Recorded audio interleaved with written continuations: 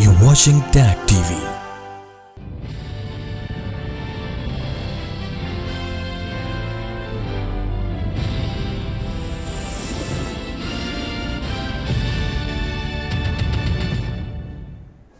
Good evening. Welcome to South Asia Newsline. I am Uzma Jafri. Here are the top stories we are tracking for you on Friday, the 11th of May. Nepal comes first in India's neighbourhood first policy, says Indian Prime Minister Modi.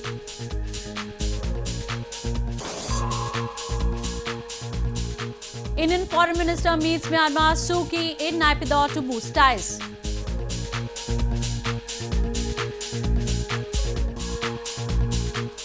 And Afghan poll body extends voter registration as turnout remains low.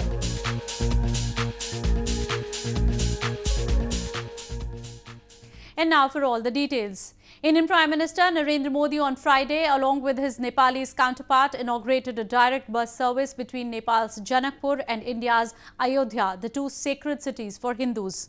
The Indian Prime Minister, who is on a two-day visit to Nepal, said the country comes first in India's neighbourhood first policy.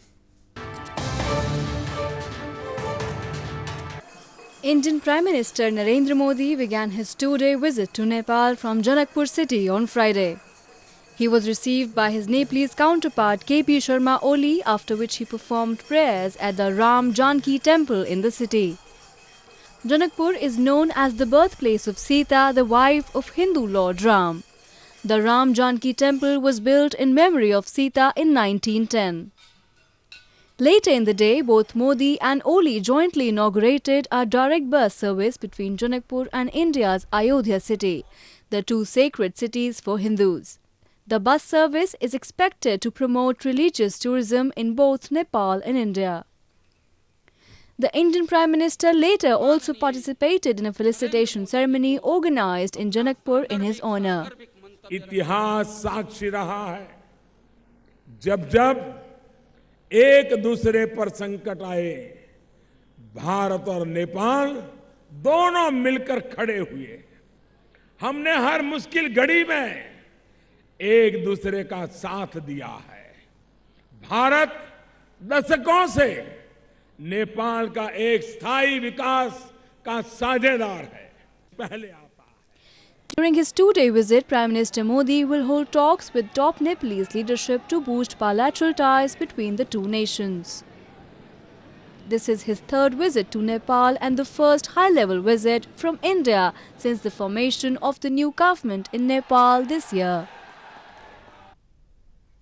India's Foreign Minister Sushma Swaraj on Friday held talks with Myanmar State Councillor Aung San Suu Kyi in Naypyidaw to boost bilateral ties between the two nations.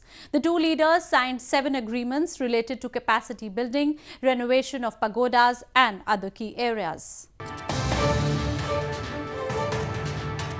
Indian Foreign Minister Sushma Swaraj on Friday met Myanmar State Councillor Aung San Suu Kyi in the capital city of Naypyidaw. The two leaders held wide-ranging discussions to further enhance bilateral cooperation between their countries. Both the sides signed 7 agreements related to capacity building, renovation of pagodas and other key areas. Swaraj's two-day visit to the eastern neighbour country was part of the ongoing high-level interaction between the governments of India and Myanmar. Swaraj, who arrived in the country on Thursday, later also held talks with Myanmar's army chief to boost defence ties. Earlier on Thursday, she had also called on President of Myanmar, Win Mint, to further boost diplomatic ties between the two nations. Myanmar is one of India's strategic neighbours and stands as the only ASEAN country adjoining India. It is therefore considered its gateway to Southeast Asia, with which India seeks to deepen political and economic ties through its Act East policy. For over 70 years, Pakistan has constantly repressed the outcry of Gilgit-Baltistan by doling out new orders to muzzle any dissent simmering in the illegally occupied territory.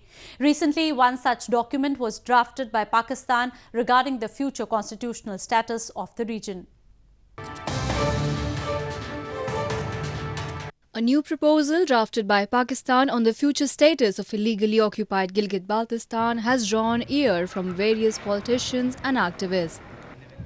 Sorted as replacement of the Gilgit-Baltistan Empowerment and Self-Governance Order 2009, the proposed document gives the overriding authority to the Prime Minister of Pakistan, vesting more powers to the autocratic administration of Islamabad. Terming it as a cruel joke on the constitutional status of Gilgit-Baltistan, a lobby of journalists and political leaders organized a seminar in Pakistan's Rawalpindi city condemning this unwarranted move. क्योंकि हुकूमत जो है वो बेख्तियार है, मामलात में दखल-अंदाजी है, इसलिए बदकिस्मती से वहाँ पर लैंड डिस्प्यूट्स बन गए, टैक्स का इशू बन गया है और इसी बैग में आपके हकूक की बात हो रही है।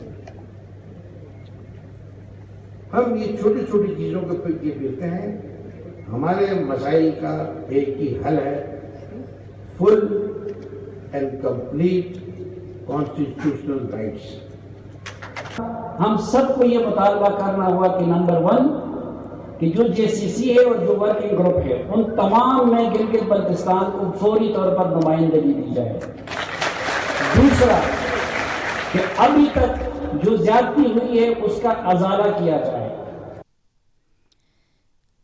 Keeping the subjects under dark and bringing a new order on Gilgit-Baltistan, Pakistan has given a blow to the already fragile state machinery of the region. Almost all the local political leaders have vehemently opposed the new order, which came in as an eyewash and seizure of rights that could further alienate the already marginalized inhabitants of Gilgit-Baltistan. A day after coordinated militant attacks killed at least 7 people, police in Afghan capital Kabul said on Thursday that a travel agency in the city was the target of the suicide attackers. The attacks in Kabul's commercial area on Wednesday took place after gunmen set off at least 3 explosions and then battled security forces. The target of Wednesday's coordinated militant attacks in Afghan capital Kabul was a travel agency in Sahino area, police said on Thursday. According to the police officials, 3 policemen were also among those killed in the attacks. The attacks in Kabul's commercial area took place after gunmen set off at least 3 explosions and then battled security forces. هدف اونام البته با شرکت به نام شهید یاد میشه که اونا ویزاهای هند سفارت هند او را توزیع میکنن. Meanwhile, eyewitnesses said the 5 suicide attackers had normal Afghan clothes and walked out of a car near the company and killed 1 soldier by shooting him and another blew up his explosives. The second suicide attack was carried out a minute later on the other side of the door, and the third one happened a little further from the place where the second explosion happened. Militant groups Islamic State and Taliban claim responsibility for the separate attacks.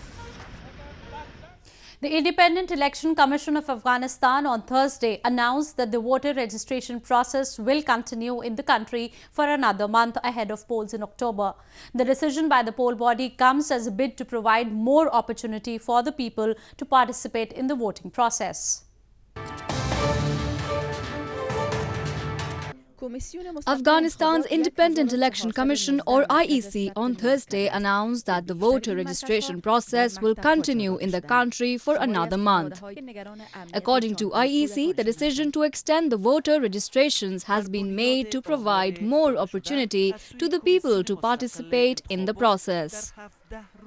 The IEC till date has established over 1,000 voting registration centres across the country, with the majority inside school premises. So far, more than 1.5 million people have registered in the country, but the turnout is still low as civilians have raised concerns over security in and around the registration centres. The voter registration process in the country started on April 14, and since then there has been several terror attacks on the election facilities. The parliamentary and district council polls in Afghanistan are scheduled to be held on October 20. A transgender couple tied nuptial knot in a ceremony in Thiruvananthapuram city of India's southern Kerala province on Thursday. The first of its kind wedding in the province was attended by the couple's family, friends and community members to bless the newly married. A transgender couple in India's southern Thiruvananthapuram city became the first couple in Kerala province to tie the nuptial knot during a ceremony on Thursday. The couple entered the wedlock in a glorious ceremony with music and dance in the presence of both their families and friends and members of the transgender community. Hailing from different religious faiths, both braved many odds to assert their wedding announcement as transgender in the society. The marriage ceremony was performed under Special Marriage Act and around 500 guests attended the ceremony to bless the couple. കേരളത്തിൽ ഇന്ത്യയിൽ ആദ്യമായിട്ട് ഇങ്ങനെ നടക്കുന്നതാണ്. അപ്പോൾ നല്ല രീതിയിൽ മുന്നോട്ട് ജീവിക്കണം. അതുപോലെ നമ്മുടെ ഫ്രണ്ട്സ് ആയിട്ടുള്ള ട്രാൻസ്ജെൻഡേഴ്സ് ആയിട്ടുള്ള ആൾക്കാർക്ക് ഇതുപോലെ ലൈഫിലേക്ക് ചെല്ലാനും നല്ല രീതിയിൽ ജീവിക്കാനും ഇതൊരു മാതൃക കൂടിയാണെന്ന് ഞാൻ കരുതുന്നു. There is no official data on the LGBT population in India, but the government estimates that there are 2.5 million gay people, reflecting those who have declared their sexuality to the Health Ministry. A group of 737 Indian students set a new Guinness World Record by dancing with brooms in India's western Surat city. The performance aimed at promoting Indian Prime Minister's Clean India mission.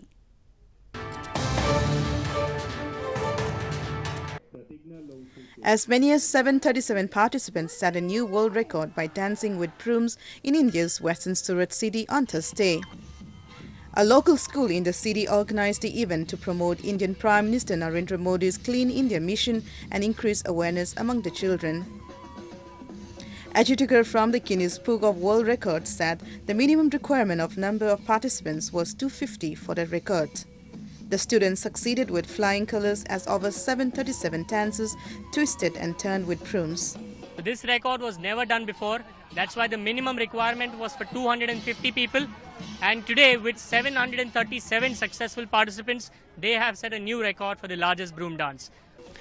The record was a way to spread the message of Prime Minister Modi's Swachh Bharat Abhiyan. Time and again, locals have participated in activities which subsequently have promoted the Clean India mission.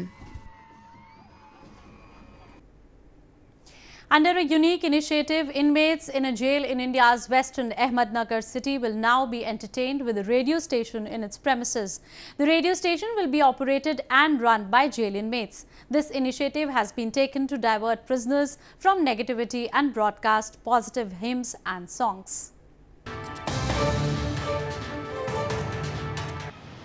Ahmednagar Jail in India's western Maharashtra province has come up with an innovative idea for rehabilitation and reformation of its inmates by launching an internal radio station. Programs like special song request, health programs and spiritual songs will be played in the radio station for the prisoners. Speakers have also been installed in every barrack for the broadcast of the programs. एक थोड़ी different संकल्पना हमने jail में आयोजित की है, जिसमें एक मॉनिटर रूम बनाया है. हर बैरक में हमने स्पीकर्स लगाए हुए हैं. जो मॉनिटर रूम से जो भी प्रोग्राम ऑपरेट होगा, वो प्रोग्राम हम बंदियों तक पहुंचाने के लिए हमें ज़रा भी दिक्कत नहीं आ रही है. The radio station will be run entirely by the inmates. This initiative has been taken to divert the mind of the prisoners from negativity and help them choose a good path. Well, that's the way it was in South Asia this evening. Before we conclude, the top stories once again.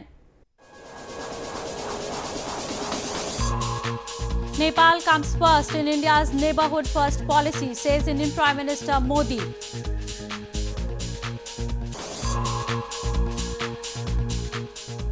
Indian Foreign Minister meets Myanmar's Suu Kyi in Naypyidaw to boost ties.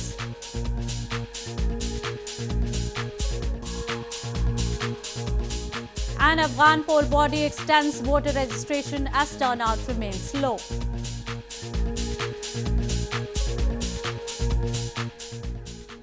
Now our viewers can watch the show on SouthAsiaNewsline.com. You can also visit us on Facebook.com/SAsiaNewsline and follow us on Twitter @SAsiaNewsline. That's all in tonight's edition. We will see you same time next week. Have a great weekend. Good night.